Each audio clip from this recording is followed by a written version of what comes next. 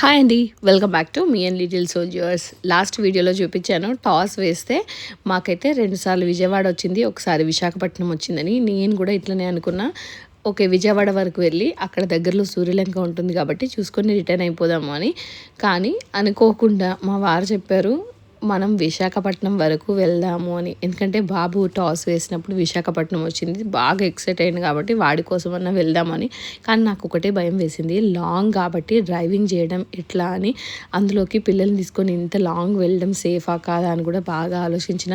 కానీ మా వారు ఏం కాదు, మెల్లిమెల్లిగా వెళ్దాము మధ్య మధ్యలో ఆక్కుంటూ అని చెప్పి తీసుకెళ్లారు. నాకు చాలా టైం పట్టింది రీచ్ అవ్వడానికి. మధ్యలో ఇక్కడ ఆగి లంచ్ చేసి మళ్ళీ వెళ్ళాము. ఇదైతే రాయల్ ఫ్యామిలీ రెస్టారెంట్ అండి. ఏరియా పర్ఫెక్ట్గా నాకు గుర్తులేదు, కానీ ఫుడ్ అయితే చాలా బాగుంది. మీరు కావాలంటే ఒకసారి ట్రై చేయొచ్చు. సరిగా చూద్దాం.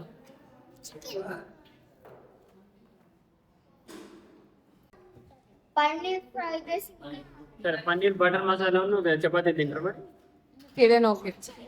చపాతీలు చేస్తారా? లేదా పుల్కా పుల్కా వాడు ఎట్లా తింటాడు? తిన్నాడు, వాళ్ళకి పిల్లలకి తినొస్తుందా? నాన్ లేదా? రోటీ లేదంట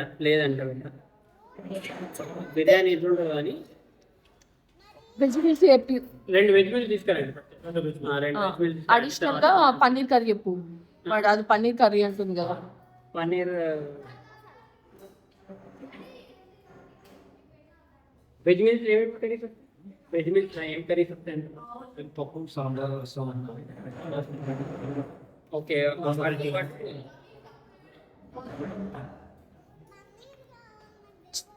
చెప్తున్నాం, వెయిట్ చేయి. పన్నీర్ బటర్ మసాలా ఒకటి paneer butter masala, 2 veg meals. ఒకటి వాటర్ బాటిల్ అన్నా. బాగా ఎక్కువ ట్రావెలింగ్ చేసేటప్పుడు వెజ్జే తినాలి. నాన్ వెజ్ తిన్నామనుకో మనకి డైజెషన్ కాలేదనుకో వామిటింగ్స్ అవుతాయి. ఓకే, పన్నీర్ కూడా డైజెషన్ కాదు, ఎందుకంటే టూ మచ్ ప్రోటీన్ మన బాడీ ట్రావెలింగ్లో డైజెషన్ చేయదు.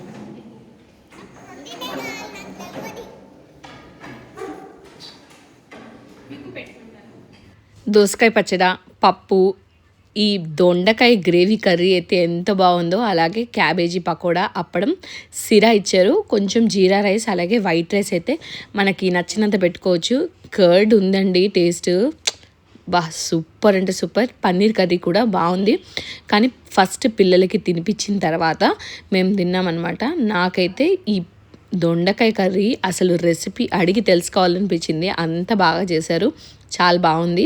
సిరా కూడా బాగుంది. నాకైతే జీరా రైస్లోకి కాంబినేషన్గా ఇది చాలా బాగా అనిపించింది. మీల్స్ ప్రైసెస్ కూడా చాలా తక్కువ. అందులోకి ఆంధ్రాకి మీల్స్ ఫేమస్ కాబట్టి మేమైతే ఇది తీసుకున్నాము. మళ్ళీ పిల్లలకు తినిపించడానికి ట్రావెలింగ్లో కూడా కన్వీనియంట్గా ఉంటుంది.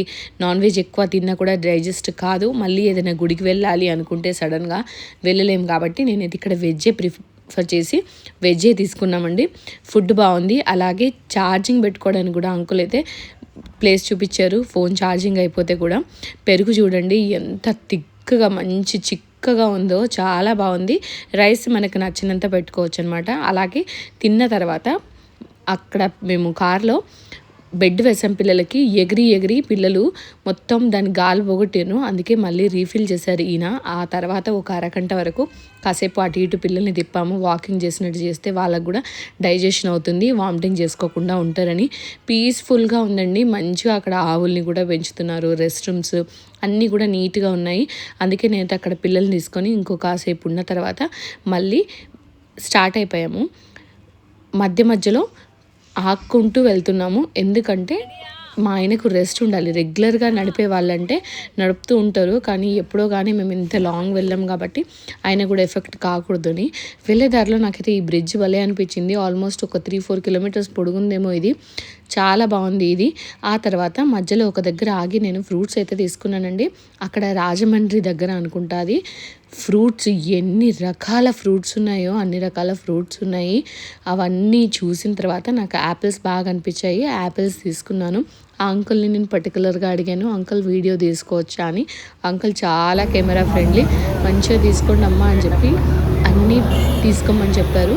నాకు అసలు భలే అనిపిస్తుంది ఆంధ్రాకి వెళ్ళినప్పుడు అక్కడ బనానాస్ ఇట్లా గెల అమ్ముతారు, అది భలే ఉంటుంది. అలాగే ఫ్రూట్స్ కూడా చాలా బాగున్నాయి. నేను కేవలం యాపిల్స్ మట్టుకే తీసుకున్నానండి. 300 రూపీస్కి కేజీ ఇచ్చారు, కానీ మంచిగా దుగాయి, అలాగే టేస్ట్ కూడా బాగున్నాయి. అవి తీసుకొని మళ్ళీ రిటర్న్ అయిపోయాము.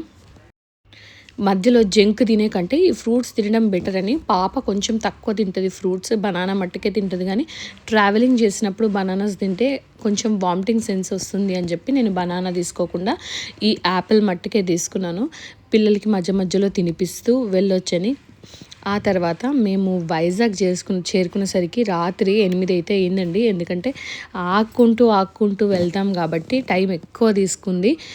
అదే డైరెక్ట్గా వెళ్ళే వాళ్ళు ఒక 10 అవర్స్లో ఏమో వెళ్ళిపోవచ్చు, కానీ మేము ఆగుతూ వెళ్ళాం కాబట్టి చాలా టైం పట్టింది. ఫుల్ టైర్డ్గా ఉండే, అందుకని నేను కంప్లీట్గా వీడియో అంతా తీయలేదు. కొంచెం మధ్యలో ఆపేసాను. వెళ్ళి అక్కడ మేము సిగ్నేచర్ హోటల్లో ఉన్నామండి.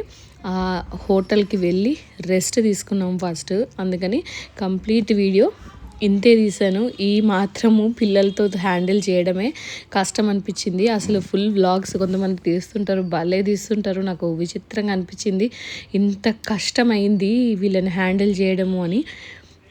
అలాగే నెక్స్ట్ వ్లాగ్లో మేము వైజాగ్లో ఎక్కడికి వెళ్ళామన్నది కూడా చూపిస్తాను, మిస్ చేయకుండా చూడండి. అలాగే మన వ్లాగ్స్ అన్నీ మీరు చూడాలి అనుకుంటే మన ఛానల్ని ఖచ్చితంగా సబ్స్క్రైబ్ చేసుకోండి. వీడియో నచ్చితే లైక్ చేసి మీ ఒక కమెంట్ని నాకు తెలియజేయండి. Thanks for watching. Please subscribe.